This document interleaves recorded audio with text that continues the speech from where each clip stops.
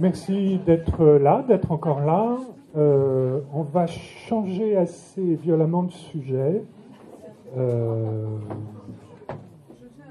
pour s'intéresser à la manière dont on construit le roman aujourd'hui. Alors, contrairement à ce qu'a dit Mireille Degnaud, je ne sais pas si elle est encore là, je ne pense pas... Oui. Je ne sais pas s'il y a une littérature féminine, une littérature masculine. On posera la question, mais je pense qu'il y a une littérature tout court. Avec nous, je vais les présenter de Christine Montalbetti. Dernier livre paru, c'est Trouver le casino chez PEL, chez Paul. Colombe Bonsen, dernier livre, Comme neige, et c'était son premier livre, son premier roman. Primo-romancière, Colombe Bonsen, qui est paru chez Buchet-Chastel. Et enfin, Julie Wolkenstein, qui vient d'écrire Les Vacances, également chez POL. Et il y a quelque chose de tout à fait fortuit qui s'est passé, c'est que les 3 derniers livres de ces 3 romancières se passent en partie ou tout en Normandie. Et on ne l'a pas fait exprès, mais c'est comme ça. Donc il y a Caen, Saint-Père-sur-Mer, Trouville, Varangeville-sur-Mer. Voilà. L'autre point commun, je pense, mais elles ont le droit de ne pas être d'accord avec moi, c'est que je crois que là, on a 3 romancières qui jouent avec la littérature, qui s'amusent avec la littérature, même si le processus d'écriture est sans doute pénible, mais il y a un jeu aussi avec le lecteur. Peut-être pas dans tous les livres, mais au moins dans les derniers. Voilà. Et donc nous allons commencer par une question que je vais vous poser à tour de rôle, c'est est-ce qu'il y a une œuvre de Victor... Et puis après on oublie Victor Hugo. Est-ce qu'il y a une œuvre de Victor Hugo que vous avez aimé particulièrement, qui vous a marqué? Il y a des pages des Travailleurs de la mer que je trouve magnifiques. Mais peut-être que ce que je connais le mieux ou ce dont je suis le plus familière, ce sont Les Misérables, parce que j'en ai fait 2 lectures différentes, une quand j'étais petite fille ou jeune adolescente pour l'histoire, et puis une lecture plus récente dans laquelle j'ai été assez fascinée par les procédés narratifs qu'il emploie, et c'est plein de trouvailles constantes dans l'écriture, dans la narration, et voilà. Donc, si je dois en nommer un, je nommerai celui-là parce que j'ai 2 histoires très différentes avec ce texte-là. Colomb ? J'allais répondre Les Travailleurs de la mer, mais je me suis fait coiffer au poteau. Donc, Les Travailleurs de la mer, et on en parlait tout à l'heure, donc peut-être le dernier jour d'un condamné aussi, le dernier jour d'un condamné pour la dimension à la fois politique et littéraire réunie en un seul livre, là. Moi, je connais très mal Victor Hugo. À ma décharge, je pense que je l'ai découvert par le biais du film de Truffaut, par Adèle H. À peu près à la même époque, j'ai découvert aussi Camille Claudel, non pas par le film racontant sa vie, qui n'était pas fameux dans mon souvenir, mais par une expo au musée Rodin. Et j'ai dû en concevoir l'idée très partielle et injuste que et Claudel et Hugo étaient en gros des salopards et que les femmes de leur famille avaient beaucoup souffert de leur relation avec eux. Mais j'avais quand même lu Notre-Dame de Paris, c'est pour varier les plaisirs.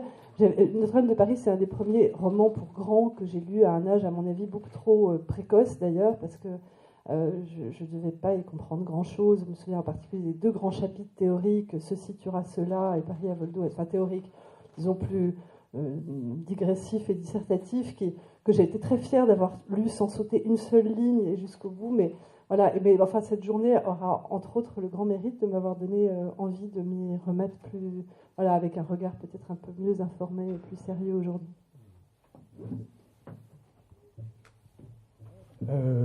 Avant de continuer, j'ai oublié de le préciser, nos 3 invités sont romancières, mais Christine Montalbetti est aussi maître de conférence à Vincennes, Saint-Denis, en littérature. Colombe Bonsen est programmatrice à la Maison de la Poésie à Paris et aux correspondances de Manosque. Et Julie Wolkenstein est professeure de littérature comparée à Caen. C'est ça, je ne sais pas.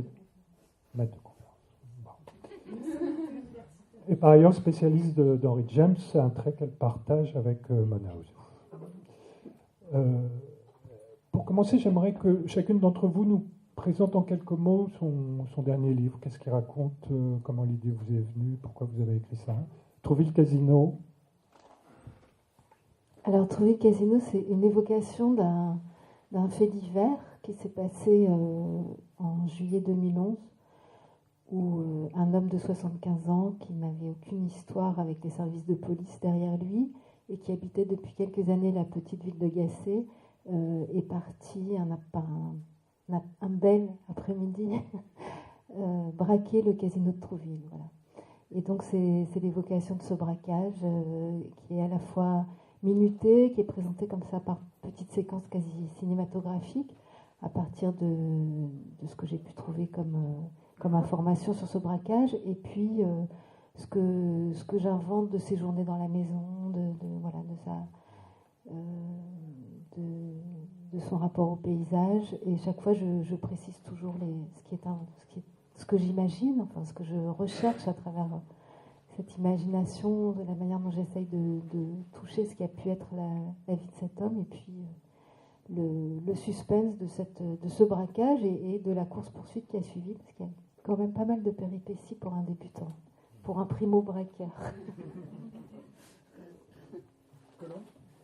Comme là, j'ai un roman autour d'un livre qui n'existe pas. Le narrateur, Constantin Caillot, admire un écrivain que j'ai inventé de toutes pièces, Émilien Petit, sans doute fait de beaucoup d'autres véritables qui me sont chers. En tout cas, mon narrateur lit Émilien Petit, a tout lu et découvre un jour, tout à fait par hasard, un livre de cet auteur qu'il n'a jamais lu et dont il ne trouve l'existence nulle part, l'existence avérée. Et il se donne pour mission évidemment, il perd cet exemplaire et il se donne pour mission de prouver à lui et au monde, si je puis dire, que ce livre existe. Donc il mène une enquête et ce faisant, il écrit, il rencontre des écrivains, des journalistes, dont un certain Édouard Launay, par exemple, qui sont des amis d'Émilien Petit et qui lui répondent à propos de ce neige noire qui existe ou qui n'existe pas et qui a disparu. Oui, il y a aussi Volodine, Mirail. Ah oui. D'autres. Moi, j'ai écrit Les Vacances après avoir découvert l'existence d'un film lui aussi disparu, mais qui, je crois, là, existe, c'est attesté, qui est le premier film d'Éric Rohmer, qui était une adaptation des Petites filles modèles de la comtesse de Ségur.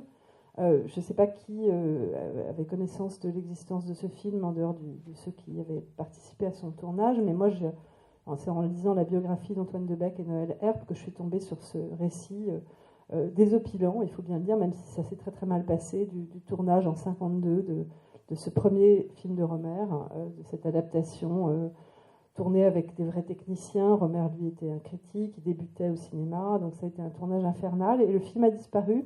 Il a été presque achevé, mais il a disparu. Et quand je suis tombée sur ce chapitre dans cette bio, d'abord, moi, j'aime beaucoup les histoires j'aime les enquêtes policières, j'aime les histoires de films ou de manuscrits perdus, donc il y avait quelque chose de très excitant.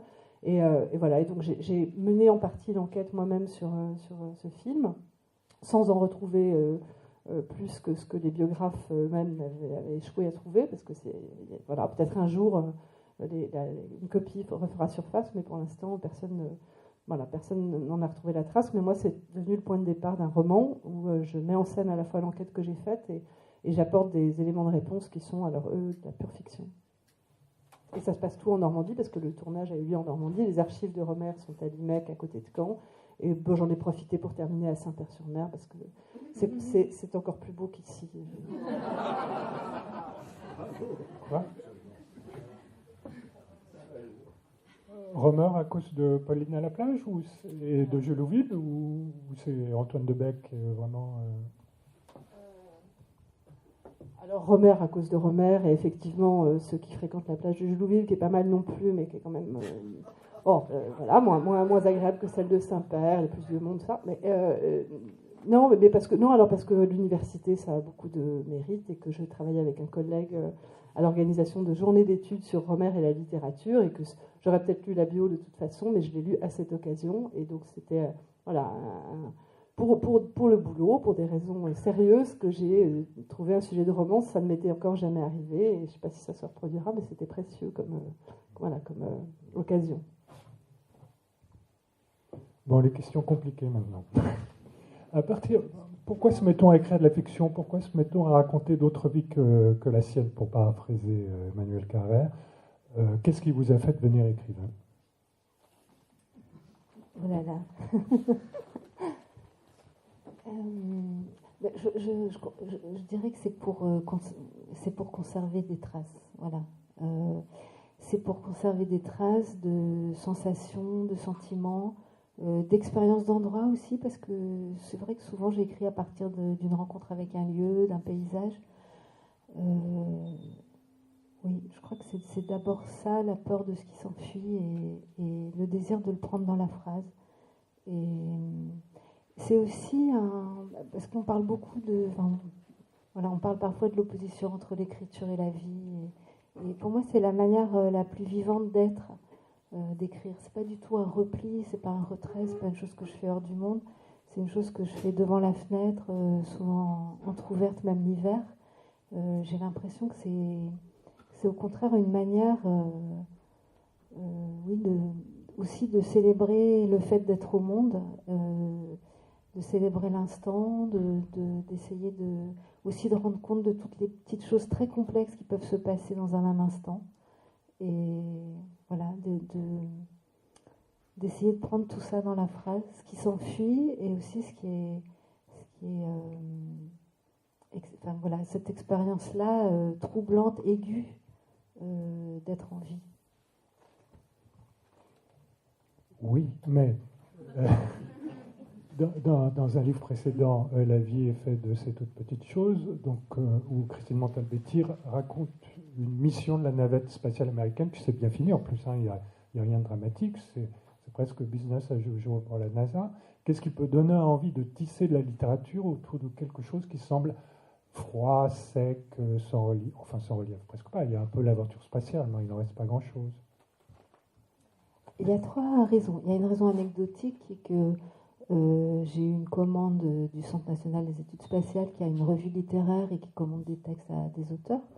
Et que donc je me suis un peu renseignée pour écrire cette nouvelle et que j'ai découvert, entre guillemets, cette dernière mission, parce que c'était la dernière mission de navette spatiale américaine. Il n'y en a plus pour le moment, peut-être qu'il y en aura à nouveau, mais c'était aussi en 2011, comme le fait divers, ça c'est un hasard.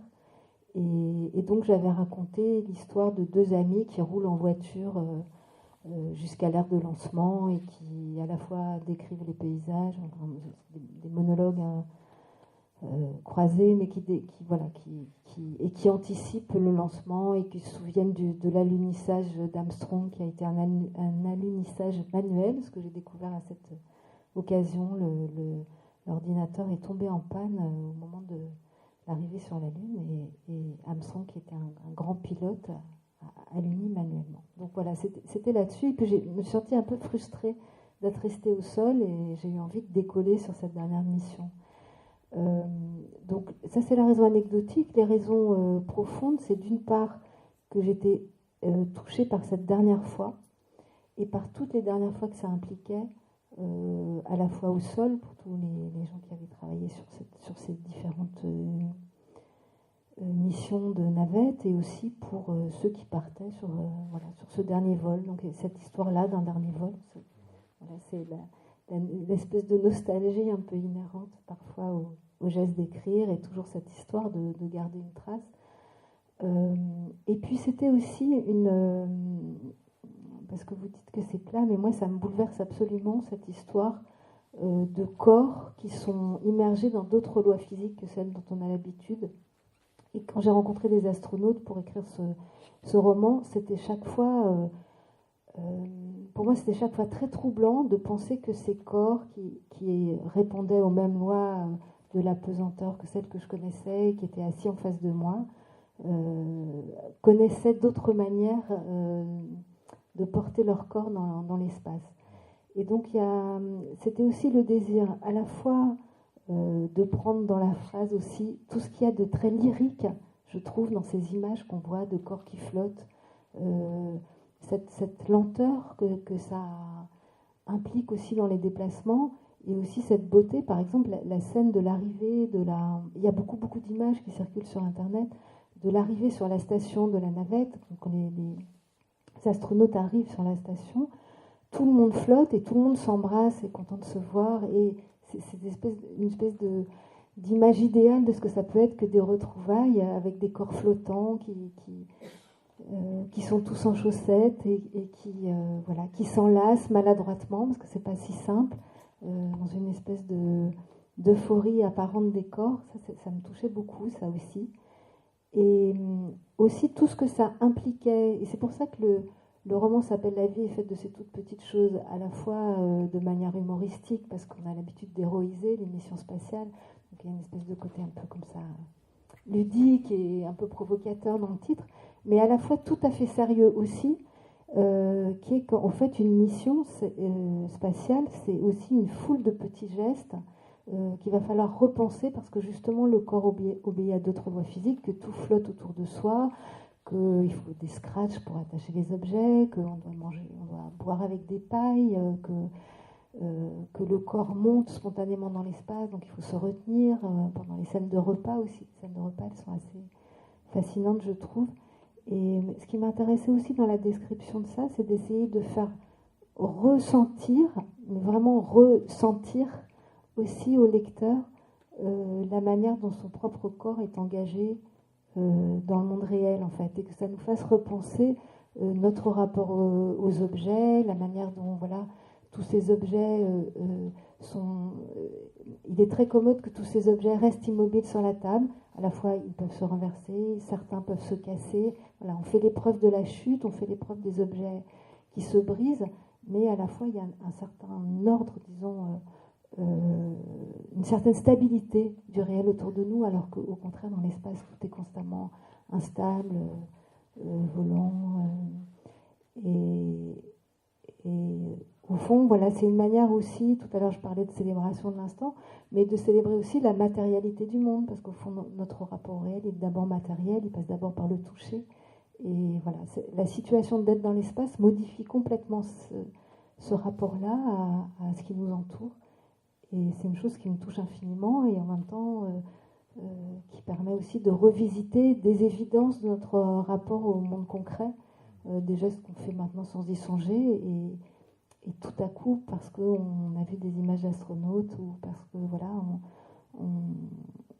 ça nous invite à mieux sentir peut-être le sol sous nos semelles quand on marche, et à ressentir plus fortement notre rapport au monde. Colombe Bronsène, pourquoi tout d'un coup un premier roman, en plus sur un romancier qui existe à peine, ça vient comment ce genre d'idée?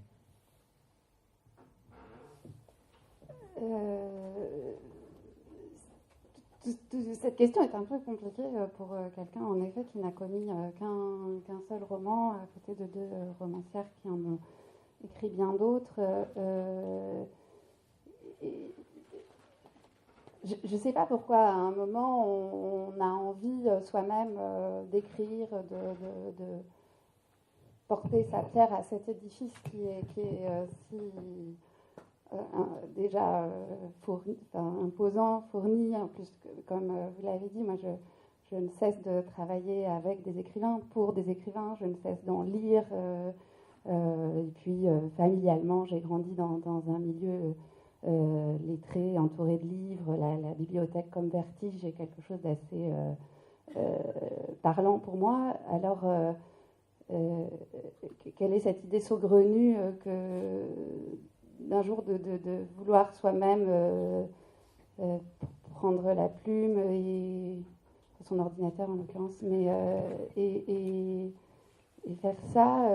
Alors je vais reformuler, oui, reformuler la question. Quels sont les écrivains, quels sont les livres qui vous ont donné envie d'écrire? à peu près tous, je pense. Enfin, tous les bons livres. Il y a une sorte de... Je crois que le moment où j'ai commencé à formuler l'idée de vouloir écrire, c'est le moment où j'ai dialogué avec les livres.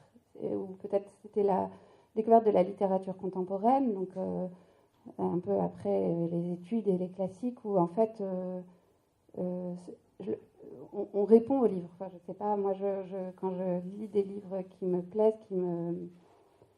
qui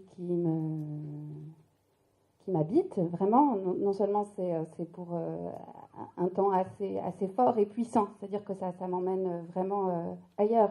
Il y a cette phrase célèbre, alors c'est Flaubert et quelqu'un va m'arrêter si je me trompe, mais c'est pas Victor Hugo, mais c'est quand on lit, on vit deux fois. Genre je reformule assez mal, mais alors il y a toujours cette question, c'est est-ce qu'on vit deux fois parce qu'on vit l'expérience d'un autre, ou est-ce qu'on vit deux fois plus intensément?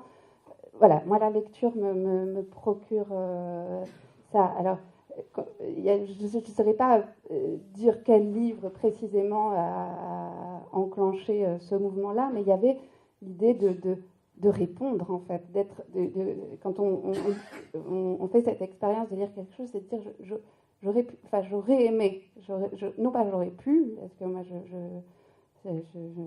ça existe assez peu de me dire j'aurais pu le faire, mais en tout cas j'aurais aimé pour pouvoir dire ça de cette manière-là. Et donc finalement je m'y suis sans doute essayée. Mais là vous répondez à un livre ou à des livres en particulier avec Comme Neige? Non, pas à un livre, sans doute encore une fois à des lectures, à l'idée de la bibliothèque, à l'idée de toujours... Christine Montalbetti a dit ça pour répondre à la question, la question de la réalité, de ce qu'on prend du vrai et ce qu'on prend du faux. Et je crois qu'en tout cas, ce premier roman a usé cette question. Enfin, en tout cas, j'ai essayé de l'user jusqu'au bout, puisque c'était ça profondément que je voulais interroger. Qu'est-ce qui est dans la littérature vrai, qu'est-ce qui est faux, comment on peut complètement jouer et comment, en fait, on peut se perdre en littérature. Et bon, est-ce que finalement on s'y trouve?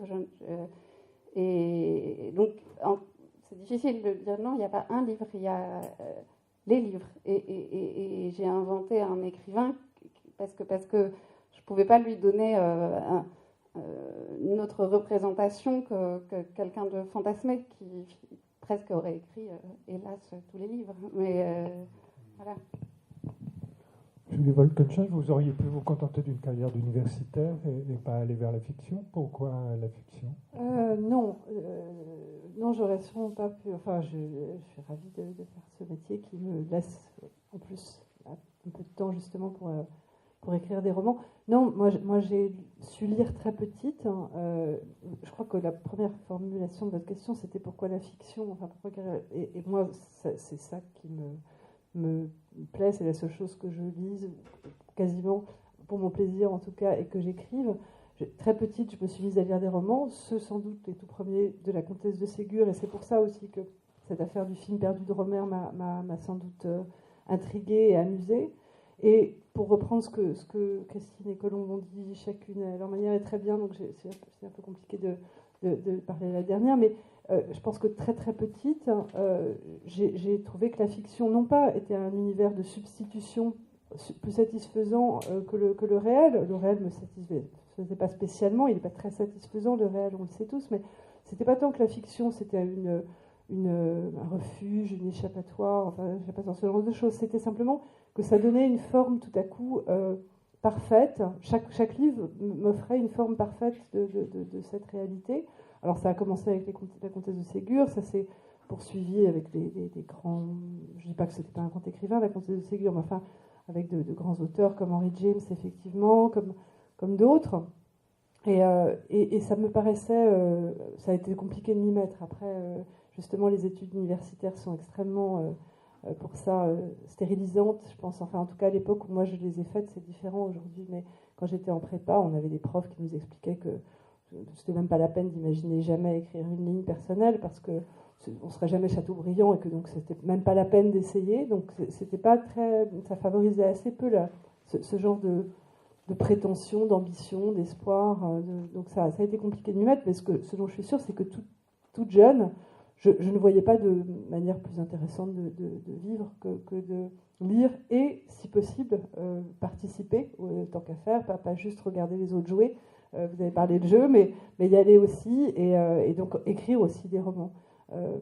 Et voilà. Et en effet, il y a évidemment l'idée de conserver des traces, et aussi l'idée d'en créer, parce que moi je pense que le jeu se joue dans les deux sens, c'est-à-dire que on écrit pour, comme tu l'as dit, capter, conserver quelque chose, mais ce qui est amusant, c'est aussi, enfin amusant ou quelquefois très, très bouleversant, c'est quand on trouve quelquefois dans la réalité de ce qu'on vit la trace de ce qu'on a écrit. Enfin, quand le rapport s'inverse et que tout à coup, dans certaines situations, on se dit mais ça me rappelle quelque chose, j'ai déjà connu, en fait, on ne l'a pas vécu, on l'a écrit, on l'a inventé, et ça finit par arriver.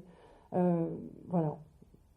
Et donc, non, j'ai la chance, mais comme vous deux d'ailleurs, d'avoir une profession qui est très compatible et complémentaire et qui me permet voilà, quand je dis pour mon plaisir, en fait, c'est aussi pour mon plaisir la plupart du temps que je travaille sur des auteurs sur lesquels je dois faire des cours et enseigner. Donc, c'est une situation assez. Si l'université n'allait pas si mal, en tout cas celle où je travaille, ça serait une situation très enviable. Gardez le micro. Comment vous travaillez? C'est un peu la question que je vous posais à toutes les trois. Le matin, à temps perdu, sur un ordinateur, sur du papier, quand l'inspiration vient, quel est le processus d'écriture chez vous? Alors moi, c'est sur un ordinateur aussi. Je n'ai jamais écrit à la main et je ne sais pas si j'en aurais été capable. Peut-être que le fait que ça ressemble tout de suite à un vrai livre sur l'écran, ça donne le courage de continuer. Sur des périodes très resserrées et très vite, du coup, quand je m'y mets, mais avec des mois, des années, quelquefois beaucoup d'années antérieures de préparation, de préparation purement mentale, je ne prends pas de notes, mais avant de me jeter à l'eau, et le moment, la difficulté, j'en parle là parce que je suis justement à ce point-là de savoir quand je vais plonger, mais la difficulté étant de savoir si on est mûr pour se jeter à l'eau avec ce qu'on a emmagasiné avant, sachant qu'après, il va falloir nager. Quoi. Emmagasiné mentalement ou Mentalement. Pas de notes? Quasiment pas. Quasiment pas. Mais par exemple, les vacances, le processus d'écriture? Un peu plus de notes pour les vacances, parce que comme je suis allée à l'IMEC consulter les archives, là j'ai fait mon travail, là j'étais vraiment un peu scindée, c'est-à-dire qu'il y avait l'universitaire qui prenait des notes sur le tout petit dossier Petite Fille Modèle, parce qu'il est vraiment très mince. Il y a très peu de traces, justement, très peu de choses.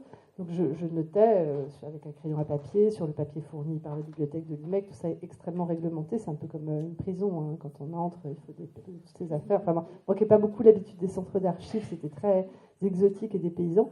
Donc je prenais des notes sur les archives, et puis en marge, je prenais d'autres notes pour ce que j'allais raconter de l'enquête. Alors je prenais des notes sur le décor, sur la manière dont les gens étaient habillés autour de moi et tout ça, et puis le soir, quand je rentrais dans ma cellule, parce que c'est quand même une abbaye, donc on rentre dans sa cellule, j'avais des notes qui étaient en fait de deux natures. Il y avait les notes sérieuses avec des dates, des choses que j'avais recopiées, et puis en marge, des annotations plutôt sur ce que j'avais vu, remarqué.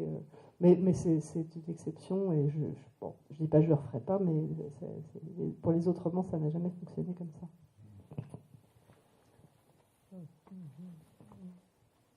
Colombe, quand est-ce que vous écrivez? Comment vous faites? Comment vous trouvez le temps? Et est-ce que ça dépend de l'inspiration ou c'est un travail auquel vous astreignez régulièrement, l'écriture? Alors,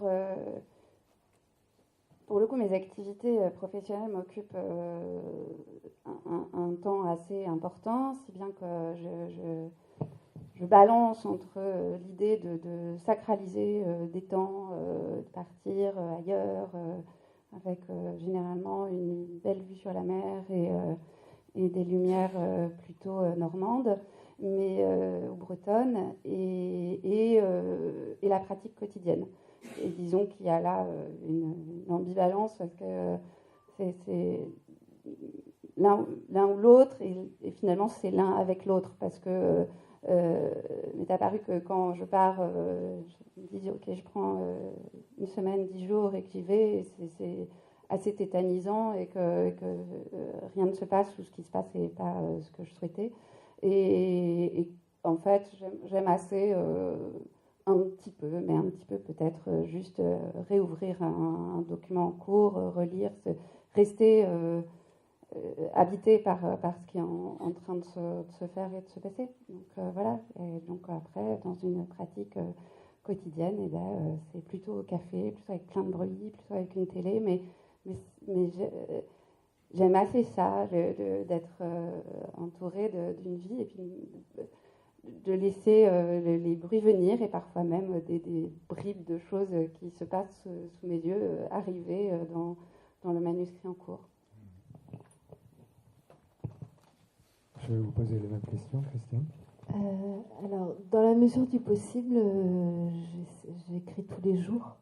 Là, ce matin, je suis pris de train, mais du coup, j'ai quand même sorti un carnet où j'ai noté 2-3 phrases. Et sinon, j'aime écrire le matin, dès que je me lève, sans rien savoir, en me sentant disponible.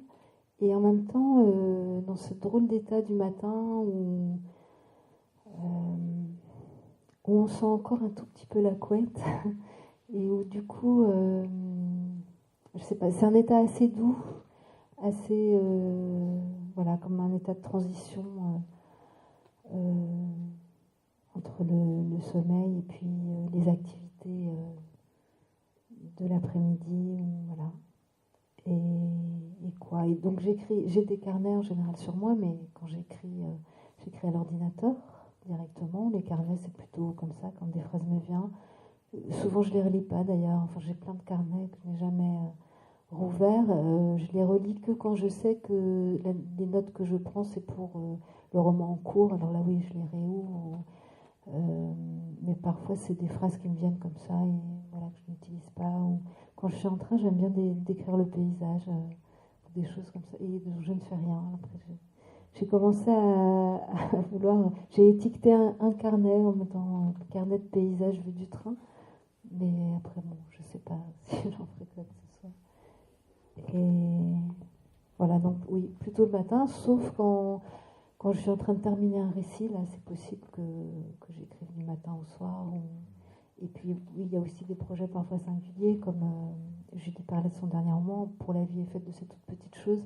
J'ai passé des heures considérables à visionner des images. Et là, il n'aurait pas été possible de faire tout un temps de visionnage et puis un temps d'écriture, parce que donc là, j'ai beaucoup travaillé toute la journée parce que je visionnais, je décrivais. Et il y a un des astronautes qui m'a dit, en fait, vous êtes parti en mission, parce que vous aussi, parce que vous êtes resté assise pendant des jours et des jours de suite à écrire, donc dans la même... on perd ses muscles quand on est dans l'espace, et voilà. Et je suis beaucoup restée assise à ma table aussi pour des heures et des heures d'affilée pour écrire ce roman-là. Mais sinon, c'est plutôt ce rythme-là, le matin au réveil. Je continue dans l'atelier. J'ai envie de vous poser à toutes les trois la question, c'est quelle est l'importance de votre relation avec votre éditeur? J'entends l'éditeur qui s'occupe de votre texte dans la maison d'édition. Est-ce que ce sont des rapports confiants, heurtés, constructifs ou au contraire destructifs? Peut-être pas quand même. Christine? Julie et moi, on va avoir une partie du discours à l'imparfait, même si là il y a des choses qui se reconstruisent. Je ne vais peut-être pas dire on, parce que c'est bien que chacune parle, mais voilà, on a perdu notre éditeur en janvier dernier. Paul Tchaikovsky-Lawrence, oui. C'était des rapports extrêmement délicats. C'était quelqu'un qui était très délicat, qui n'était pas du tout interventionniste. Et pour mon deuxième roman qui s'appelle L'origine de l'homme, quand je lui ai dit que j'avais envie d'écrire un roman qui avait un rapport avec la préhistoire, il m'a dit très bien, il m'a encouragée. Et puis quand je lui ai rendu le roman, il m'a dit, Christine, je ne vous l'ai pas dit, mais ça m'a fait très peur quand vous m'aviez dit que vous vouliez écrire sur la préhistoire. Et donc voilà, j'ai jamais senti qu'il éprouvait un doute sur... et bon, après, je sais qu'il a beaucoup aimé le roman qu'il a reçu, mais ce que je veux dire, c'est qu'il n'était pas du tout... il y avait toujours un moment où on parlait du travail en cours, où on parlait du projet, et il était toujours dans l'écoute, jamais dans un jugement, dans une parole de réticence, ou voilà, toujours. C'est pas quelqu'un qui pouvait dire oh bah là, ces pages-là, enlève-les, ça va pas du tout. Il n'y avait pas d'intervention de ce type. Alors, par ailleurs, il éprouvait une grande prudence à l'égard des conseils pour le retravail. Au début, ça me manquait d'ailleurs. Et il avait une espèce de fable fondatrice, enfin de mythe fondateur. Je dis mythe au sens d'histoire. Il racontait souvent, il l'a raconté sur les ondes, donc c'est pas du tout un secret, que quand il était jeune lecteur, il avait reçu un roman et qu'il trouvait que ce roman était formidable, sauf un chapitre. Donc il l'avait dit en comité de lecture et on lui avait dit très bien, écrivez à l'auteur en ce sens. Dans l'intervalle, l'auteur avait été accepté par une autre maison d'édition et quand le roman est sorti, Paul Tchaikovsky l'avait acheté et relu et il lui avait semblé qu'évidemment ce chapitre était absolument nécessaire. Et donc voilà, fort de cette histoire, il disait qu'il était toujours très prudent sur les conseils de réécriture et quand il émettait une réserve, il laissait toujours, je sais que pour le premier roman, il avait émis une réserve qui était qu'il y avait un mot qu'il n'aimait pas, qui était oblomovite, que j'avais inventé, mais pour moi la figure d'Oblomov, ça avait été une figure fondamentale quand j'étais jeune fille et qui légitimait le fait que je dormais jusqu'à midi et que voilà, j'ai eu une grande période Oblomov et donc je tenais à garder, comme c'était voilà, un roman qui racontait un peu comment quelqu'un qui s'appelait Simon avait eu le sentiment qu'à un moment il avait été brutalement coupé de tout ce qui lui paraissait désormais comme un âge d'or et il recevait la visite d'un ami perdu de vue qui lui permettait de renouer les temps disjoints et voilà, à travers ce retour d'amitié, d'avoir le sentiment de se réconcilier avec le temps présent. Et pourquoi je disais ça? Oui, enfin bon, et donc voilà, il avait eu aussi sa grande période Oblomov et Oblomovite, pour moi, ça sonnait voilà comme une inflammation d'Oblomov, comme une espèce de maladie. J'y tenais à ce mot-là et donc voilà, on l'a gardé. C'était quelqu'un qui était. Et pour aller de l'avant, maintenant c'est Frédéric Boyer qui s'occupe des éditions POL. C'était celui dont Paul voulait qu'il prenne en charge les éditions s'il lui arrivait quelque chose. Et je crois que c'était très important. Pour moi, c'était très important cette continuité, le fait que ce soit un désir de Paul. Frédéric Boyer, c'est quelqu'un qui est aussi auteur et puis qui était éditeur chez Bayard. Donc il a à la fois une expérience de discussion avec la fabrication, enfin voilà, de tous les aspects techniques, mais en même temps, c'est une oreille d'auteur. Je crois que c'est très précieux. Et voilà, et il va falloir se lancer dans de nouvelles aventures. Là, on va peut-être continuer sur Paul avec Julie Wolkenstein. Oui, donc, du coup, j'ai pas grand-chose à ajouter parce que je crois que tous les auteurs qui ont eu la chance d'être publiés par Paul Tchaikovsky-Lawrence font exactement le même témoignage, racontent la même chose, c'est-à-dire une relation avec un sentiment de sa part de confiance, presque effectivement inquiétant quelquefois, parce que moi je me disais, mais c'est vrai qu'il était si respectueux et si si réticent à faire modifier la moindre chose que quelquefois ça pouvait être un peu flippant. Si on lui rend une merde, il va le publier quand même. Mais la confiance était réciproque, c'est-à-dire que lui nous faisait une grande confiance. Du coup, nous on la lui rendait et on se disait que s'il nous publiait, c'était que voilà, il y avait une raison.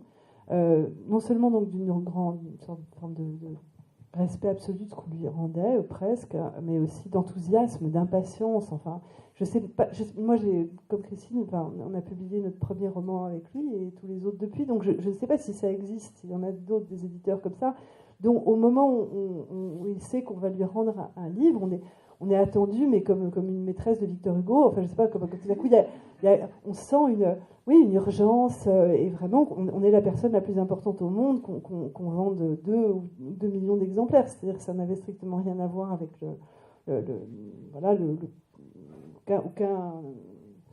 aucun élément C'était simplement ça, oui, son désir voilà, de nous lire, qui était une motivation, une stimulation très très forte.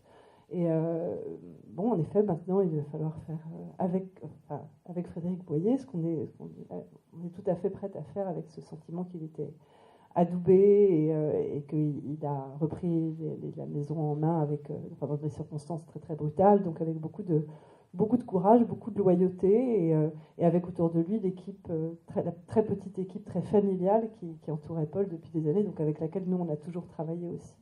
Voilà, quant à avoir maintenant une discussion sur un projet en cours avec Frédéric, moi je ne l'ai pas encore eu vraiment, mais voilà, ça va être une nouvelle page, un nouveau chapitre, on verra. Mais le danger avec un éditeur comme ça, très peu interventionniste, c'est pas celui du tout ou rien, c'est-à-dire il prend le manuscrit ou il le rejette. Ça doit arriver, ça a dû arriver avec Paul, non ?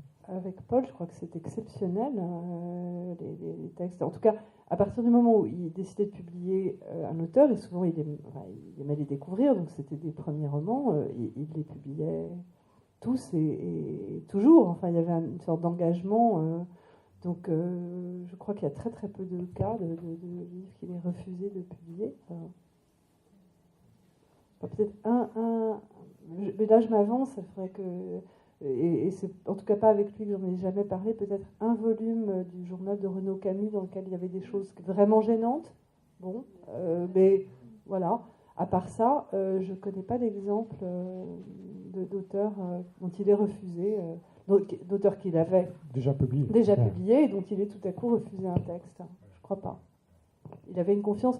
Je pense qu'il se disait, mais là je parle à sa place, c'est pas bien, mais en même temps il s'est quand même exprimé aussi sur son métier, c'est-à-dire qu'il pariait sur une œuvre et au fond, s'il y avait un livre qui peut-être lui paraissait moins fort ou peu importe, ce livre-là était nécessaire à l'écrivain qui le lui rendait au moment où il le lui rendait, et puis il n'y avait pas de discussion.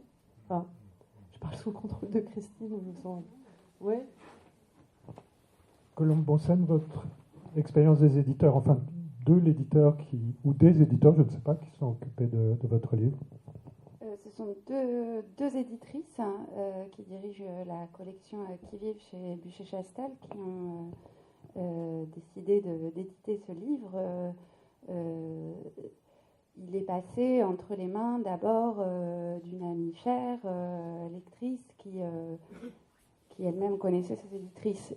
Et pour moi, l'éditrice, c'est celle qui a fait ce premier travail de relecture plus que précise et avec, pour le coup, beaucoup de conseils. Pour la petite histoire, avec elle, on a ajouté un chapitre que ces deux éditrices m'ont fait retirer. Il réapparaîtra peut-être ailleurs. Voilà. Et donc finalement, le manuscrit qui a été le travail que j'ai fait avec ces deux femmes, Eva Doflowski et Sophie Bogart, prémâché, avait été fait. Il n'y a pas eu grand chose à faire sur le texte. Alors non seulement vous écrivez, mais vous lisez beaucoup toutes les trois. Vous avez une bonne connaissance de la littérature, une très bonne connaissance. Vous l'enseignez, enfin vous choisissez des auteurs, et on aimerait bénéficier un peu de votre point de vue. Qu'est-ce qui se passe aujourd'hui dans le roman ? Qu'est-ce qui vous semble intéressant ? Est-ce qu'il y a des choses qui se dessinent ou au contraire qui se délitent ? Où est-ce qu'on en est dans le roman contemporain ? Christine ? Alors là, je parle pas du tout. Je parle comme lectrice, parce que je suis pas du tout spécialiste de littérature contemporaine. Du temps où j'étais soi-disant spécialiste de quelque chose, j'étais plutôt spécialiste de 19e, parce qu'on a encore des classements par siècle à l'université en France, mais aussi de théorie littéraire. Et donc, j'ai toujours pensé que j'étais pas du tout capable de porter sur la littérature contemporaine une parole un peu scientifique, justement à cause de la proximité que j'éprouve avec cette littérature, de la façon dont elle me trouble. Et je trouve plus facile de parler de textes du 19e qui sont à la fois suffisamment proches pour ne pas qu'on entretienne avec eux une étrangeté, une incapacité de comprendre je sais pas, ce qu'on peut éprouver par rapport à des littératures plus lointaines ou où tout était si différent dans le monde réel autour de soi qu'il est difficile, je trouve, parfois de les comprendre. Et inversement, suffisamment loin, cette littérature du 19e, pour poser une parole dessus. Donc je parle simplement en tant que lectrice. Alors je ne sais pas si vous... Des exemples d'auteurs qui me... Oui. Parce que au début du XXe, on savait tout de suite qui avaient été les grands romanciers du XIXe. Il y a eu des études et on savait que c'était Hugo, Zola, Flaubert et quelques autres. Or, il semble qu'au début du XXIe, on ait une incapacité aujourd'hui à distinguer les grands romanciers français, j'entends, du XXe, à part Céline et Proust, qui sont effectivement au-dessus de... Mais la valeur au sens... je ne sais pas, Sarraute, Pérec... Enfin, j'en vois beaucoup plus que deux, moi. Ah non, bien sûr. Non. Mais quand bien sûr, c'est pas ce que je voulais dire, mais il semble que l'analyse de la valeur littéraire des écrivains soit beaucoup plus difficile à faire aujourd'hui qu'elle ne l'a été au début du XXe, quand il s'est agi de regarder le XIXe. Je pense que c'est une illusion, ça. C'est-à-dire, je pense qu'on est... c'est toujours plus difficile. D'abord, comment dire ça voilà, c'est très compliqué, toute cette histoire, mais je pense que c'est une illusion. C'est-à-dire que c'est plus difficile. On a le sentiment, certaines personnes ont le sentiment que c'est plus difficile de dire ce qui va compter. Mais d'abord, c'est peut-être pas exactement en ces termes que la littérature est active. Il ne s'agit pas d'établir un panthéon. Il ne s'agit pas non plus, moi j'ai entendu des universitaires. D'abord, je veux dire que depuis plusieurs années, j'enseigne plus du tout ni la théorie littéraire, ni la littérature. Je fais des ateliers d'écriture. Donc j'ai plus du tout une parole de ce type-là, mais ça m'est arrivé, par exemple, d'être un jury de concours dans lequel il fallait proposer des textes à l'oral, 2 textes au choix, du 16e au 20e. Et j'avais envie de proposer un texte qui datait de 2001, qui était un texte d'Éric Laurent, qui est un remake de La Princesse de Clèves. J'attendais pas forcément que le candidat ait lu Éric Laurent, mais j'attendais à partir de ce passage peut-être qu'ils reconnaissent le remake de La Princesse de Clèves. Mais j'avais dit au président de ce jury, voilà, il y a une toute petite question, c'est que c'est 2001. Est-ce que quand c'est jusqu'au 20e, ça déborde parce qu'on a dépassé le 20e, ou est-ce qu'il peut y avoir un recours? Je voulais tout simple, c'était purement technique ma question. Et il m'a répondu, mais on ne sait pas si Éric Laurent, ça va rester. Et pour moi, c'était abyssal, cette phrase, à la fois parce que il y a des textes qui sont passionnants à étudier, tout à fait en dehors de la question de leur soi-disant valeur. D'autre part, parce que ce tamis, c'est bien l'institution qui le produit, parce que il faut bien qu'il y ait un lieu pour dire, voilà, c'est ça, les auteurs qui comptent. Donc ces institutions il y a le travail des journalistes, et puis il y a le travail de l'université. C'est l'université qui va dire, qui va décréter, en oubliant certains.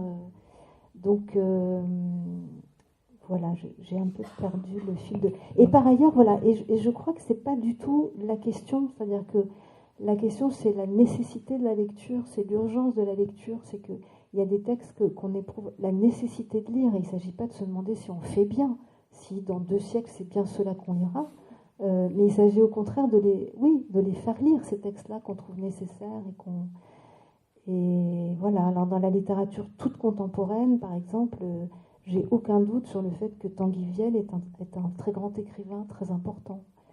Mais quand je le lis, je ne me dis pas, si, je me dis que c'est un grand écrivain parce que j'admire ce qu'il écrit, mais il ne s'agit pas de me dire j'ai raison de le lire parce qu'il va durer, c'est pas du tout ça, c'est que voilà, j'ai raison de le lire parce qu'il m'est nécessaire, mais je pense qu'il peut être nécessaire à beaucoup.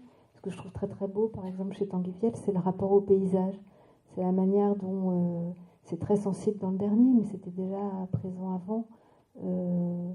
Voilà, comment il arrive à saisir comme ça des petites touches, alors qu'il prend tout ça dans des histoires plus ou moins policières, voilà, c'est pas du tout une écriture naïve, évidemment, et à la fois c'est une écriture extrêmement sensible. Et voilà, et avec un flux de la phrase. Et de toute façon, ce qui est littérature, c'est ce qui a une voix. Voilà, il ne s'agit même pas de questions institutionnelles. Si c'est une voix qu'on reconnaît, qui se crée, qui sonne à notre oreille, qui nous fait voir le monde autrement, de manière plus aiguë. C'est là que ça se passe et ça se joue, oui, en termes de nécessité, pas en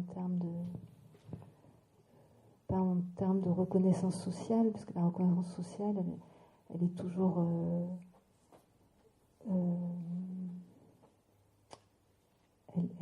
elle dépend de ça, elle doit pas nous gouverner, mais au contraire. Qu'est-ce qui se passe dans le roman Colombe Bonserme aujourd'hui? J'abonderai dans le sens de Christine Montalvé-Sion. Je serais bien illégitime à produire un discours. Non, mais sans parler de valeur, qu'est-ce qui vous excite? Où est-ce que vous voyez des nouvelles pistes, des choses Ancien, nouveau, je ne sais pas nécessairement penser en ces termes. Moi, ce que je vois, en tant que programmatrice à la Maison de la Poésie, qui est une scène littéraire où on invite des auteurs contemporains à produire des formes différentes, on va dire hors le livre, de la rencontre telle qu'on est en train de la faire à des choses plus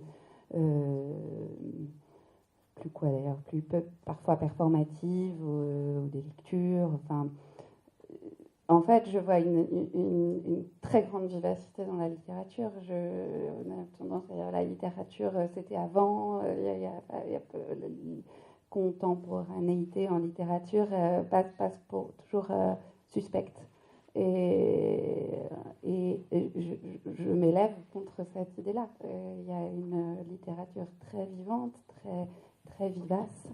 Et à partir de là, on pourrait gloser pendant des heures. Alors, il y a tel type de roman, mais c'est la... Alors, je vais préciser un petit peu.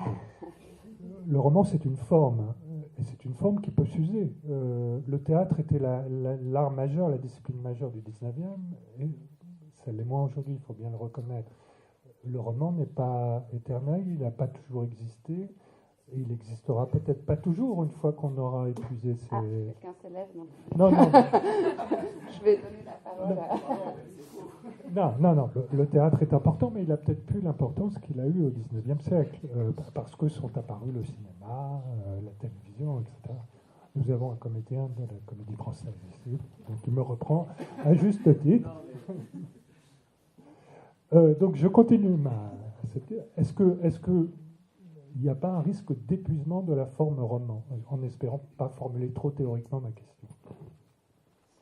Eh bien, je vais répondre très simplement que je ne le crois pas. Enfin, je ne le pense pas, et les tables des librairies le prouvent. Là, pour le coup, c'est attesté. Pas de test ADN, mais en tout cas des librairies et des... Moi, je répondrais. Moi, je ne suis pas allée chercher seulement au XIXe siècle, comme Christine, le moyen de me prendre un peu de distance par rapport à la littérature contemporaine. Je suis aussi allée chez les anglo-saxons pour garantir encore plus bon, peut-être pour des raisons familiales. C'est vrai que c'est compliqué pour moi de c'était un peu consanguin, la littérature française contemporaine. Donc, la littérature anglo-saxonne, qui n'était pas non plus comme le 19e siècle, trop exotique, trop éloignée. Il y avait aussi une proximité. Ça a été en traduction en plus. Moi, je dis toujours en traduction. C'était un moyen de m'intéresser aussi à la littérature contemporaine, mais en faisant un détour, pas que contemporaine. Mais aujourd'hui, en fait, je lis essentiellement, quand je lis des romans qui viennent de paraître, ce sont des romans anglo-saxons. Donc je peux vous dire que ça va très très bien, le roman anglo-saxon se porte à merveille. Je recommande à ceux qui ne l'ont pas encore lu, par exemple, le dernier roman de Julian Barnes, qui est magnifique. Là, j'ai acheté My Absolute Darling, parce qu'on m'a dit que c'était très bien, mais je n'ai pas encore vraiment commencé à le lire, qui est un premier roman américain. Donc, alors, ce qu'il y a de bien, c'est que les romanciers anglo-saxons, ils ne se posent pas du tout, apparemment, ce genre de problème. C'est-à-dire qu'ils ne se disent pas, mon Dieu, est-ce que le roman va bien, est-ce qu'il est agonisant, est-ce qu'il est mort, etc. Ils en écrivent, et moi, je leur... c'est pas que je leur envie, parce que je partage leur confiance absolue dans le fait que le roman, c'est justement pas vraiment c'est une forme qui est tellement plastique et tellement qui n'est codifiée par rien, et qui donc peut faire absolument ce qu'il veut. Il y a une liberté et une capacité de renouvellement qu'on observe depuis sa naissance, c'est-à-dire en fait, comme là les avis, enfin, je veux dire, l'acte de naissance, c'est toujours pas, on n'a pas toujours pas vraiment de certitude sur le roman, donc voilà, selon l'époque où on en situe l'apparition, il est très très différent, il continuera de l'être, et non, je suis pas du tout inquiète non plus sur l'état du malade en l'occurrence, mais je peux pas tellement parler du roman français contemporain parce à quelques exceptions près, c'est vrai que quand j'entre dans une librairie, je dirige directement, je vais droit vers la table littérature nouveauté anglo-saxonne, et peut-être parce que c'est compliqué, voilà, encore plus aujourd'hui d'ailleurs, de regarder ce que font mes camarades dans ma langue et trop près de moi. C'est vrai que la France aime la théorie et donc se pose de manière quasi obsessionnelle cette question de la mort du roman. Mais certaines personnes y répondent. Antoine Compagnon disant voyait l'avenir du roman, je crois. Un jour, il a dit dans une hybridation, art contemporain, écriture, musique, peut-être. Est-ce que il est par la nature hybride, donc oui, ça a été sa condition d'apparition, ça sera sa condition de. Enfin, c'est toujours son nom. C'est comme ça qu'il est. Est-ce que ces formes hybrides vous semblent séduisantes, mêler art contemporain, littérature, musique, ou l'écrit doit rester dans le papier? Moi, je suis comparatiste, je suis pour mélanger tout le monde avec tout le monde et toutes les formes avec toutes les autres. Est-ce que c'est propre à maintenant? Est-ce que ça, d'une certaine manière, pas toujours existé? C'est peut-être une formulation, pour le coup, très théorique. Enfin, je suis d'accord avec le terme plastique, le roman. Enfin, n'enferme rien tout en enfermant quelque chose dans cet objet qui est roman. Mais non, moi, je n'ai pas dû m'exprimer clairement là. Le roman, c'est une œuvre, tout le monde voit ce que c'est. Un roman, c'est un livre, on a tout sous la main, mais bon, on voit ce que c'est. Une boîte et on voit ce qu'il y a dedans. Mais... Et donc, on voit apparaître des formes plus complexes, via le multimédia, via l'alliance d'œuvres plastiques et de textes. C'est de ça dont je voulais parler. Oui, pour moi, c'est pas nouveau, Je crois que peut-être, par exemple, au moment où j'ai écrit La vie est faite de ces toutes petites choses, je me suis dit, il y a tellement de vidéos postées sur Internet, ce serait intéressant d'avoir une forme où je peux mettre le lien, où on puisse aller voir des vidéos. Je crois que rien ne s'oppose à ça. Et puis, inversement, si la phrase est assez forte, on peut s'imaginer les choses. Voilà, elle produit aussi des images intérieures. Après, rien n'empêche de... En plus, il y a la question des supports. Voilà, tout dépend sur quel support on lit les livres. Mais si on les lit sur ordinateur, on peut aussi, du coup, consulter... voilà, on peut consulter les images. Tout ça est possible. Je crois que ce qui est important, c'est de ne pas tenir un discours normatif. C'est-à-dire, je ne comprends pas le discours de « il faut » ou « il ne faut pas ». Et je le comprends ni depuis les non-praticiens, mais ni depuis les praticiens, parce qu'on entend des écrivains aussi dire comment est-ce qu'on peut aujourd'hui écrire sur ça, ou bien il faut que le roman soit social, ou bien il faut, etc. Non, il n'y a pas de, enfin, on ne peut pas tenir un discours normatif, parce que c'est le contraire. L'écriture, c'est l'exercice de la liberté, et c'est ça aussi dont on fait. Je parlais du fait que c'est pour retenir des traces, mais oui, c'est ça, pour retenir des choses qui s'enfuient. Mais donc c'est un rapport à l'éphémère, etc. Mais c'est aussi un exercice de la liberté et qu'on essaye de communiquer au lecteur aussi. Enfin, en tout cas, pour moi, c'est central, ça. Et donc, je peux que m'opposer à un discours normatif, un discours. Et d'ailleurs, je trouve, c'est vrai aussi, même dans les ateliers d'écriture.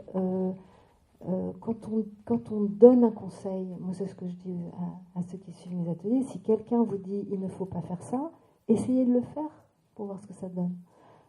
Par exemple, Hemingway dit s'il y a un fusil, une arme à feu dont il fait mention dans un roman, il faut qu'elle serve à un moment. Essayez sans. Alors c'est ce que Pierre Patrolin a fait avec L'homme descend de la voiture. Il n'a pas fait un carton du point de vue des ventes. Mais voilà, je dis aussi à mes étudiants que je leur fais perdre des lecteurs à chaque conseil que je leur donne. Mais voilà, essayons de faire, justement, si on entend des interdits, alors essayons de les transgresser et voyons ce qui se passe. Si on a envie de le faire, si ça a un sens, il ne s'agit pas de transgresser pour transgresser, parce que ça non plus, ce n'est pas l'exercice de la liberté. Si on fait le contraire de ce qu'on vous dit de faire, c'est qu'on est toujours tributaire de ce qu'on vous dit. Mais voilà, je crois que il s'agit d'inventer dans le moment de l'écriture quelque chose qui est nécessaire et qui ne peut pas être à l'écoute de normes, de dictates ou d'interdits extérieurs. Toutefois, il y a beaucoup de grands auteurs qui se sont intéressés à la théorie littéraire, qui ont écrit dessus, qui sont sincèrement et profondément interrogés sur le processus de création littéraire, essayant de situer leur œuvre dans le reste du panorama. On peut citer Proust au moins, et beaucoup d'autres.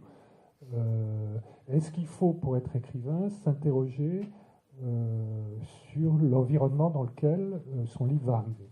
Ou est-ce qu'on est totalement seul au monde et on y va joyeusement?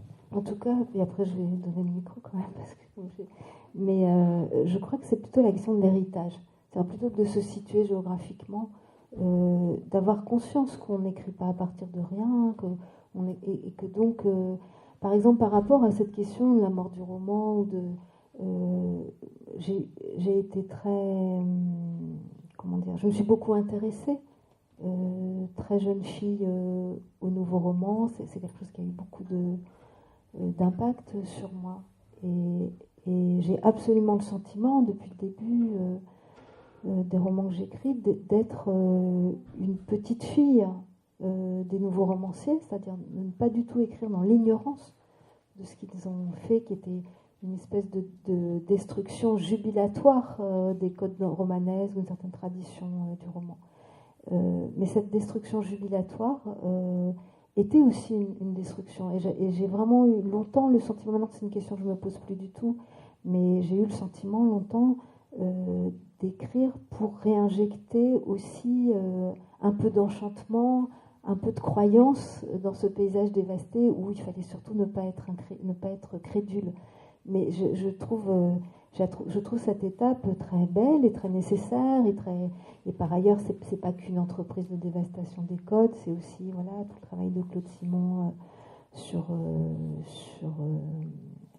la force de la dimension visuelle de la manière dont l'écriture peut rendre compte des choses visuelles, ou toute la prudence de Sarraute à l'égard du langage, sa peur devant les phrases toutes faites, devant les phrases qui enferment, devant une certaine violence de certains exercices du langage, et sa prudence, sa discrétion dans la phrase même, etc. Tout ça sont des choses qui sont très nourrissantes, mais à la fois, voilà, j'avais le sentiment de venir après et à la fois de prendre en compte une partie de cet héritage, mais en même temps d'essayer de faire autre chose. Donc voilà, cette conscience-là, je pense que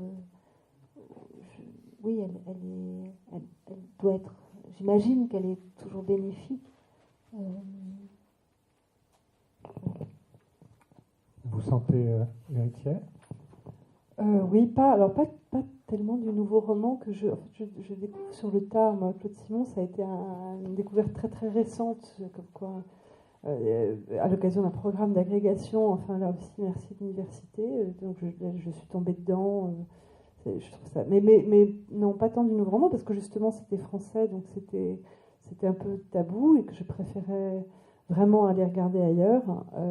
Et oui, mon héritage, moi, il est plutôt anglo-saxon, pas que héritage, d'ailleurs, même si c'est des romancières d'une génération un tout petit peu antérieure à la mienne, parce que, au fond, vous demandiez tout à l'heure, mais c'était pas directement à moi, mais je me suis posé la question et puis j'ai pas répondu à cause de qui, enfin, quel est l'auteur qui vous aurait donné envie d'écrire? Alors, il y a ceux qui vous donnent envie, puis il y a ceux qui vous donnent la permission, ce qui n'est pas exactement la même chose. Alors, Proust, il fait les deux, il vous donne envie, puis il vous donne la permission, puis il vous donne les clés, enfin, il y en a comme ça qui font tout d'un coup. Enfin, comme lui, il est quand même très intimidant, on a un moment à comprendre qu'il nous a donné la clé. Et moi, il y a une romancière que j'aime beaucoup qui s'appelle Anita Bruckner, qui est une romancière anglaise. Et je ne crois pas que c'était son premier roman, ce qui est dommage parce que ce serait un titre magnifique pour un premier roman, mais en tout cas, moi, c'est le premier que j'ai lu dans les années 80 qui s'appelait Regardez-moi. Et moi, c'est Regardez-moi qui m'a autorisée à me lancer, parce que c'était un objet d'apparence très modeste, hein, c'est pas La recherche du temps perdu, ça raconte à peu près la même histoire que La recherche, c'est l'histoire d'une femme qui devient écrivain.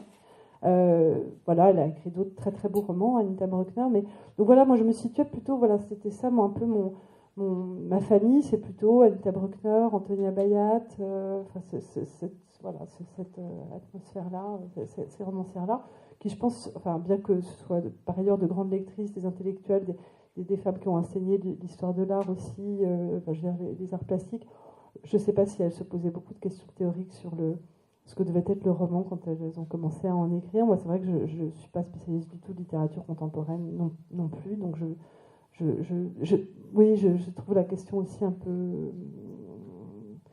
Enfin, moi, je ne me la pose pas, quoi. Je ne me demande pas. Parce que je vous vois venir, en fait. Non, mais je me dis, il veut qu'on dise, alors oui, en ce moment, les romanciers s'emparent du réel et il faut voilà. Non, mais pas du tout. Bon, d'accord.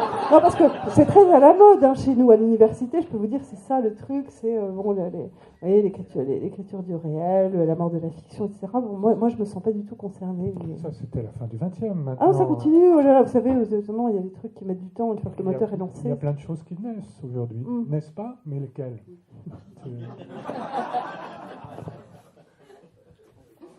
J'ai envie d'ajouter que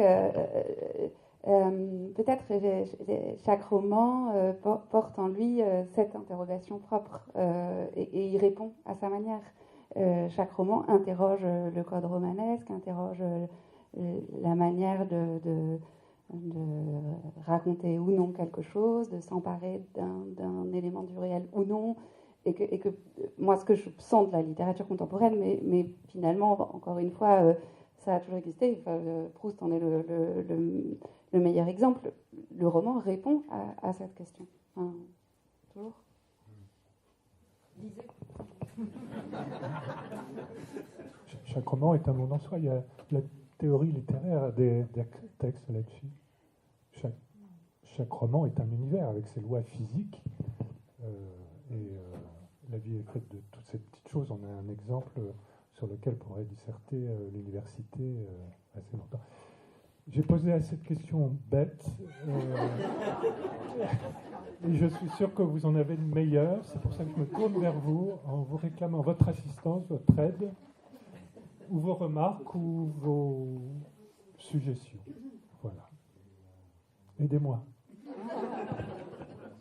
Sur le livre de Colombe-Doncel, il n'y a pas écrit roman, c'en est un. Il y a une raison? Puisque c'en est un, c'est peut-être pas la peine de l'écrire. Hein. C'est pas marqué sur toutes les couvertures. Je ne sais pas si c'est marqué, ouais. Je ne sais pas à quoi ça correspond. C'est une obligation légale? Non, c'est... Non, je crois que c'est des choix éditoriaux. Certains spécifient. Alors parfois, des romanciers... J'ai l'exemple de Jean Echenoz, parce que je retravaillais à son œuvre il y a quelques jours. Et de fait, il écrit 17 romans et 2 récits. Et là, en effet, c'est spécifié. Mais je pense que beaucoup d'éditeurs ne s'imposent pas de spécifier le genre. Oui.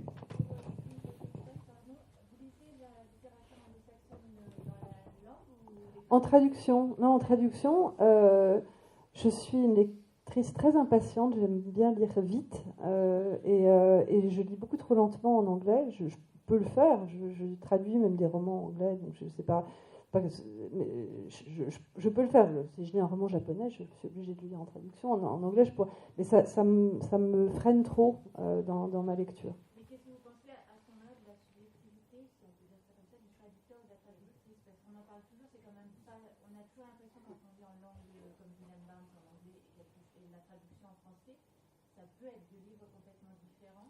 Ce sont deux livres complètement différents. Je suis bien placée. Enfin, ayant fait cet exercice-là de traduire des romans qui en plus avaient déjà été traduits une ou plusieurs fois en français, je sais bien que ce sont deux textes différents. C'est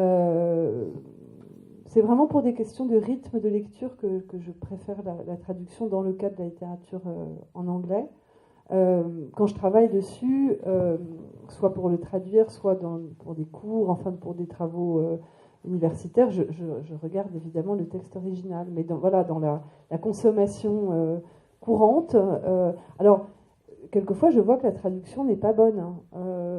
Et c'est ça qui m'a poussée quelquefois, parce que la traduction ne me satisfaisait pas, à retraduire moi-même certains romans. Mais je ne peux pas tout faire. Donc, et ça m'arrive quelquefois sur des langues que je ne connais pas du tout. Par exemple, Elena Ferrante, je ne sais pas, je ne devrais peut-être pas dire ça trop publiquement, mais je ne connais pas du tout l'italien. Je trouve scandaleux, peut-être pas pour le premier tome de la saga L'Amie prodigieuse, que Gallimard n'ait pas relu la traduction, mais le quatrième, il savait qu'ils allaient en vendre 500 000 exemplaires. C'est honteux. Et parce que moi, j'ai beau ne pas connaître l'italien, je le vois bien en lisant que c'est pas écrit en français. Moi, j'étais prête même à proposer mes services pour relire gratuitement des traductions de l'italien ou d'autres choses chez certains éditeurs pour que ça soit mieux fait, parce que ça, c'est grave, je trouve que c'est dommage. D'autant qu'on sait qu'on va rentrer dans ses frais dans le cadre du quatrième tome d'Elena Ferrante. Non, mais je suis d'accord avec vous, c'est en effet un péché peut-être, mais voilà, motivé juste par, j'ai pas d'autres excuses, par l'impatience. Par ailleurs, le dernier Barnes, j'ai l'impression qu'il est très bien traduit. En tout cas, j'ai été gênée à aucun moment par l'écriture en français, et j'ai eu le sentiment, moi c'est ça que j'attends d'une traduction, c'est d'avoir, qu'elle me donne l'illusion d'entendre malgré tout quelque chose de la voix de l'auteur dans sa langue originale, et ça arrive heureusement aussi assez souvent. Juste que parfois, on a l'impression qu'on lit l'auteur et parfois on lit le traducteur. Ça peut être gênant de temps en temps. Enfin, j'exagère à bien entendu, mais voilà, parfois ça peut être gênant. Ouais. Alors après, là, je parle de romans récents qui n'ont été traduits qu'une fois. Moi, je ne connais pas les traducteurs de Julian Barnes, par exemple, d'Anita Wagner. J'ai le sentiment d'entendre quelque chose de leur voix, mais peut-être que c'est une pure illusion, je ne sais pas. Oui.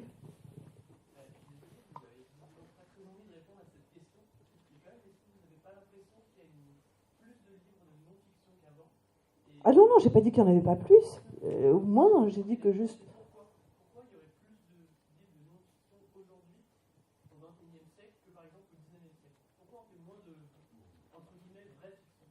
Alors, c'est pas du tout que j'ai pas envie d'y répondre. J'avais l'impression que c'était vers ça que vous voulez nous entraîner, mais en fait, c'est pas le cas, donc j'ai mal anticipé. En plus, alors je suis pas du tout sûre qu'il y en a plus aujourd'hui qu'au XIXe siècle. Là, je tourne vers les spécialistes, mais c'est vrai. Alors, et en plus, comme lectrice, je ne m'exclus pas du tout de ça. J'ai effectivement, comme vous, je constate qu'il y a un goût des lecteurs. Le fait de leur dire qu'il s'agit d'une histoire vraie est une sorte de plus-value maintenant, de valeur ajoutée comme ça, immédiate.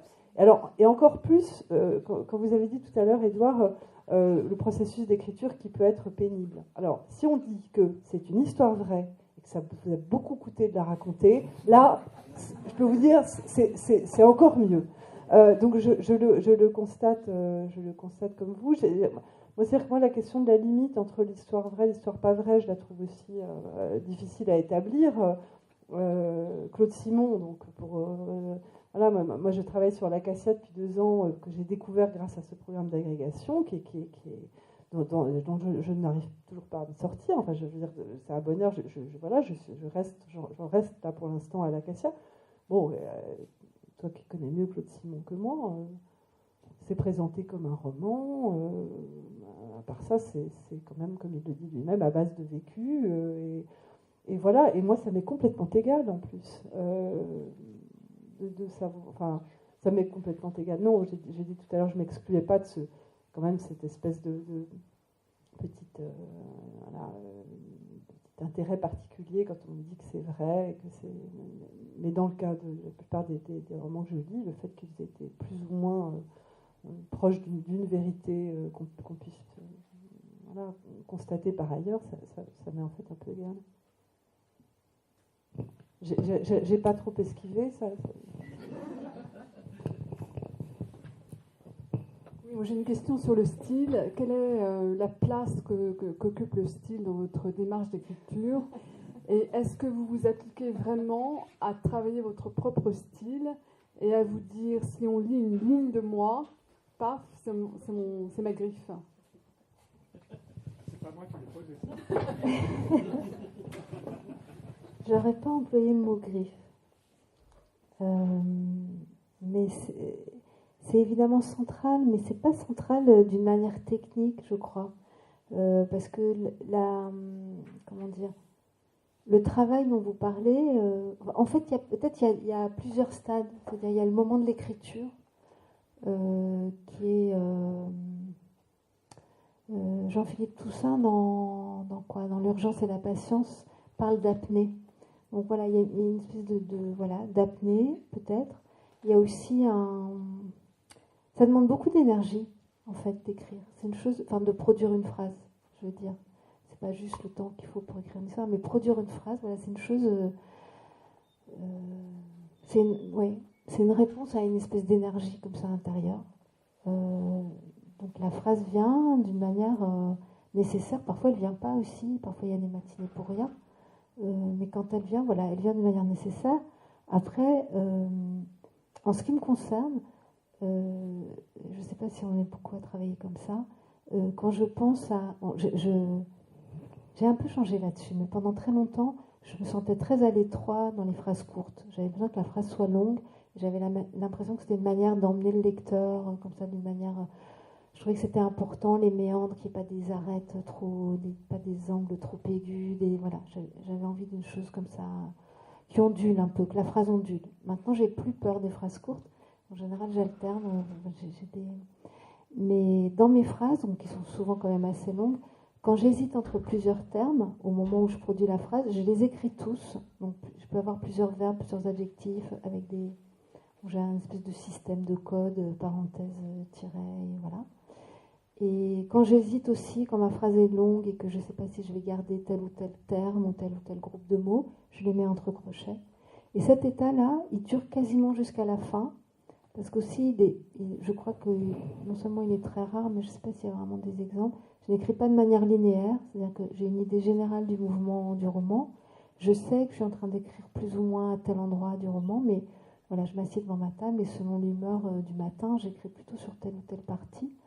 Et donc, dans les choix que je vais faire, je me les réserve parce que il peut y avoir une séquence qui, par sa proximité nouvelle avec une autre, fait que tel terme va faire répétition et que donc je vais plutôt utiliser. Donc, je résous pas. En fait, il y a des tas de choses très ouvertes que je ne résous que dans les que dans les relectures. Alors, ces relectures, ça, c'est vraiment ce que j'appellerais du travail de style. Enfin, comme j'entends ce que j'entends de votre question. Voilà, là, c'est vraiment du travail. C'est des moments assez douloureux où on devient un lecteur de soi-même et où c'est aussi assez anxiogène parce qu'on peut avoir peur de se tromper. Ça m'arrive d'hésiter très très longtemps sur vraiment, ça vous semblerait rien du tout, sur entre deux termes. Je peux relecture après relecture ne pas savoir comment trancher. Mais le moment de la production des phrases, là, ce premier moment, ça va ou ça va pas. Voilà, parfois c'est pas là, on n'entend rien. C'est important d'entendre. Enfin, je crois, au moment où j'écris ma phrase, je l'entends. Je ne la lis pas du tout à haute voix, mais je l'entends dans l'oreille intérieure. Et il faut que le rythme soit là, voilà, avant l'étape du retravail. Le style, l'identité. Je me disais simplement que c'est voilà, la question de quel terme garder. Ça ne paraîtrait rien pour quelqu'un. C'est la littérature est faite de ces toutes petites choses. Quoi. C'est vraiment rien. Style, identité. Là, je me sens très une primo-romancière va céder la parole parce que c'est un premier roman. Définit-il vraiment une route et tout aussi bien, je pourrais avoir envie de changer. S'il y a une chose, en tout cas, que je retiens et que j'entends d'autres écrivains, l'impression que parfois les auteurs sont toujours en train de se parler entre eux. Et enfin, en tout cas, moi, je capte dans leur discours quelque chose comme si ça m'était directement destiné comme parole. Et j'entendais un auteur dire, voilà, il faut, quoi qu'il arrive, entre deux livres... il faut qu'il y ait un mouvement, absolument. C'est finalement ne jamais reproduire, ne jamais refaire et s'obliger à peut-être faire violence dans quelque chose qui serait une forme de facilité. Voilà. Moi, je m'étais jamais posé la question jusqu'à maintenant. Enfin, j'exagère, mais là, je pense que s'il y a énormément de constantes dans mes livres depuis maintenant presque 20 ans, et il y en a, au fond, j'écris presque toujours le même. Enfin, moi, c'est le sentiment que j'ai, mais pas dans l'écriture. C'est dans d'autres choses. Je vois très bien les constantes, à commencer par une constante locale, c'est-à-dire très sud-manchotte. Mais l'écriture, en revanche, non, j'ai l'impression, quand je dis ça parce que quand ça m'arrive de relire, après la mort de Paul Tchaikovsky, Laurence, j'ai fait toutes sortes de choses bizarres pour essayer d'affronter ce qui se passait, et notamment, j'ai relu des petits bouts de mon premier roman, en me demandant mais qu'est-ce qui lui a pris, qu'est-ce qu'il y avait qui lui a plu là-dedans, pourquoi il a misé là-dessus. Et ça me paraît toujours à des années-lumière. Je me dis jamais je ne réécrirai la même chose de la même manière, jamais je ne ferai cette phrase. J'ai ce sentiment même avec des livres plus récents, quand par hasard ils me tombent entre les mains parce qu'il faut faire une lecture ou à la limite le tout dernier et encore. Donc je parle là vraiment de l'écriture. Pour moi c'est vraiment chaque fois une espèce de... Quand je disais plonger, je prends mon élan, je ne sais pas très bien ce qui va sortir et je corrige assez peu. Mais c'est sans doute là que c'est le plus différent de livre en livre. Donc c'est l'idée qu'on pourrait reconnaître une phrase, même moi je ne les reconnais pas quand je les lis, après avec un peu de recul. Oui. Dans Adèle et moi, est-ce que la limite n'est pas très tenue là, entre le roman et votre biographie? Voilà, j'ai joué avec. Alors là, typiquement, pour répondre à la question tout à l'heure je tape derrière vous, c'est que je suis tombée par hasard sur une petite archive familiale à la mort de mon père qui parlait de cette arrière-grand-mère et qui m'a passionnée. Il y avait assez peu de choses dedans, mais tout me passionnait là-dedans, parce que mon père racontait jamais aucune histoire de famille, donc c'était vraiment une découverte. Une découverte qui n'avait rien de passionnant pour quelqu'un d'autre d'ailleurs, mais moi ça m'a intéressée. Et au début, je me suis dit, je vais faire comme Daniel Mendelssohn avec les disparus, ou je vais faire une vraie enquête familiale, biographique. Bon, il n'y avait pas la même matière historique que pour Mendelssohn. Hein. Ça pêchait un peu de ce côté-là. Mais après tout, quand même, c'était une femme qui avait vécu 80 ans, qui avait vécu 3 guerres, qui avait, connu un certain nombre d'expériences. Et puis, en fait, je me suis rendu compte assez vite que ça ne m'amusait pas du tout de faire une vraie enquête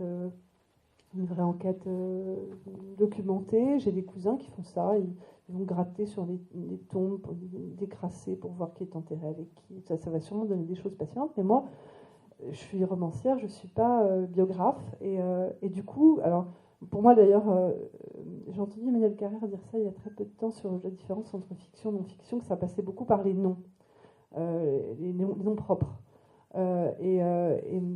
Pour Adèle et moi, j'ai pas changé les noms des lieux parce que ça aurait été absurde. C'était vraiment un roman sur Saint-Père-sur-Mer. Je n'allais pas l'appeler comme je l'ai fait dans beaucoup d'autres romans où j'avais inventé plein d'autres noms alternatifs. Mais en revanche, j'ai changé tout de suite les prénoms et les noms des personnages parce que c'était le signe que je me donnais à moi-même que ça allait être de la fiction et pas de la biographie. Et puis surtout, je me suis amusée parce que je m'amusais aussi avec le genre de l'enquête biographique familiale, c'est-à-dire ces écrivains qui mettent aussi en scène, comme le fait d'ailleurs Mendelssohn dans Les Disparus, qui mettent aussi en scène le processus même de l'enquête. Et qui racontent aussi du coup un peu des choses sur eux-mêmes. Et donc je me suis dit que si je pipotais sur la version biographie familiale, j'allais aussi raconter n'importe quoi, enfin je veux dire en tout cas pas du tout des choses autobiographiques me concernant. Alors c'est des choses infimes, personne n'en sait rien, mais il se trouve que le jour de l'élection de Hollande en 2012, il y a une scène qui se passe le soir de l'élection, ou pas d'ailleurs, c'est peut-être le premier tour, le second tour, où je raconte que j'étais à Saint-Père. En fait, j'étais pas du tout à Saint-Père, j'étais à Paris, tout le monde s'en fiche, mais moi je savais que... Oui, on y était ensemble. Donc voilà, donc moi je savais que je renonçais au roman, y compris dans la partie autobiographique, mais il y avait que moi qui m'en apercevais. Je mentais sur mon âge, je me vieillissais, je me rajoutais des enfants, voilà.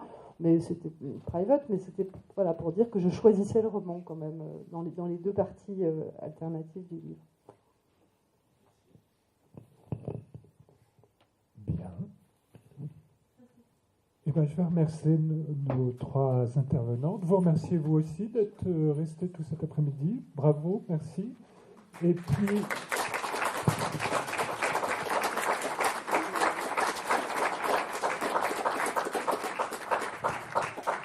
Et puis juste ajouter qu'il y a une séance de signature, là, derrière, où seront présentes nos 3 romancières. Voilà, bonne soirée à tous, et puis peut-être à l'année prochaine.